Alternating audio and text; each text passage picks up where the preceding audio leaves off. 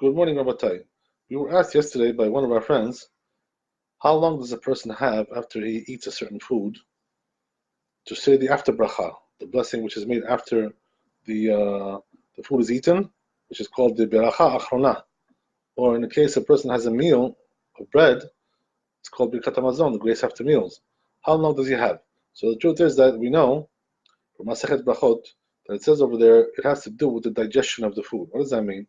That as long as a person didn't digest the food yet, did not finish the digestion, he can still say the after bracha, birkat hamazon, whatever it is, depending on the food that he ate.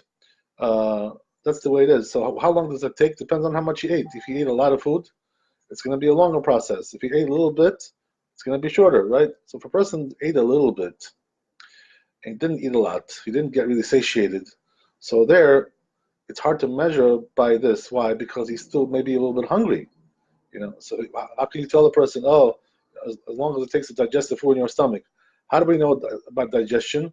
That we measure it. It says in Shulchan Aruch, in Siman Kuf Pedal, Siman Seif Hey, it says over there that depends on if you're hungry now for more food or you're not. If you're hungry for more food, that's a sign that you already digested the food that you ate. So therefore, a person should now, once he's already hungry, it's too late to make the bracha chorna, the after blessing, after bracha. So what should he do? He should say the after blessing right away. I mean, first of all, a person shouldn't wait for no reason. Right? Mitzvah habal yadecha al tachamitzena. That's what the Chazal said. If you have a mitzvah that comes to you, do it right away. Don't wait. Don't now take phone calls and this and that and look over here and look over there and go here and go there. No, you should make the after bracha, the blessing, and then continue on your path. Right, whatever you want to do that day that you're doing, continue on. But a person shouldn't wait. But let's say he's not able to for some reason say the birkat hamazon or the after bracha right away. For some reason he has to go on a little bit, a little longer, whatever. So then we say, right, that we measure it by how long it takes for you to digest. How do we measure that? Until you're hungry for the next meal, right? So if you had a meal, if you're still not hungry for the next meal, you don't feel any hunger, so you're still allowed to say birkat hamazon, grace after meals, for the meal that you ate. So the question was like this, right? Okay, that we understand, but what about for other foods? What about for cake? What about for fruits, vegetables, right?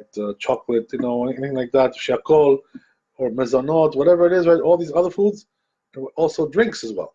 What does that mean? The person drank wine, or he had some kind of other drinks, whatever. So the question is, how long does he have to make an after bracha for that? So the truth is, it says the Shulchan Aruch over there, Kuf Pei Dalet Sif Hey, it says over there that the same applies to other foods as well. What does that mean? That you still have the time until it takes to digest that food that you ate.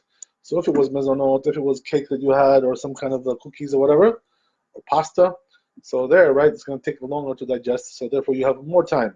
Depends on how much you ate also, right, depending on the quantity that you ate.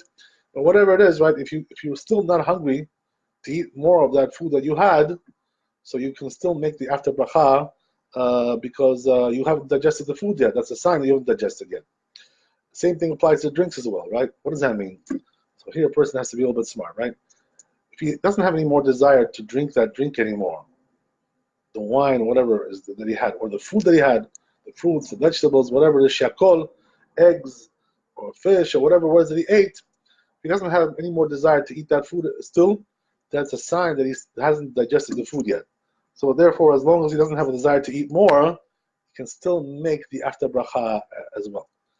But when he has a small quantity, he's not full, so there brings the Mishnah Berurah over here on this place in the name of the Achronim, many of the Achronim, the later authorities, they wrote that in a situation like that, since you can't really tell by if you feel hungry or not, because you never got satiated from that food, or from a meal that you ate, whatever. So then how do you measure it? So there we should measure it according to the rule. It takes about 72 minutes on the average, right, to digest food, which is the time that it takes to walk 1 parsah or 4 meal, right? This is a biblical Talmudic measure that they had in those days. It's about a kilometer, right? Each meal, it's a kilometer, right? So therefore, it would take about 4 kilometers, which is about 2 miles. How long does it take for a person to walk that long? So they say, right, the Chazal, that it takes about 72 minutes to walk this distance. So therefore, you have 72 minutes to make the after bracha if you ate a small amount and you can't really measure if you're hungry or not because you never got satiated. So in a case like that, where you ate a little bit, whether it was a meal or some other food or drink, whatever it is, so there you never got satiated, you never got really satisfied. So there you should measure the rule of 72 minutes. What does that mean? Once 72 minutes pass by, now you cannot make any more the after bracha, the bracha achrona for that food or drink, whatever it is that you had. But until that time, 72 minutes, right? If you ate a little bit, you can still bless because we can assume you still haven't digested the food. Baruch Adonai le'olam, amen, amen. All the best. Yom tov. Chazak u'baruch.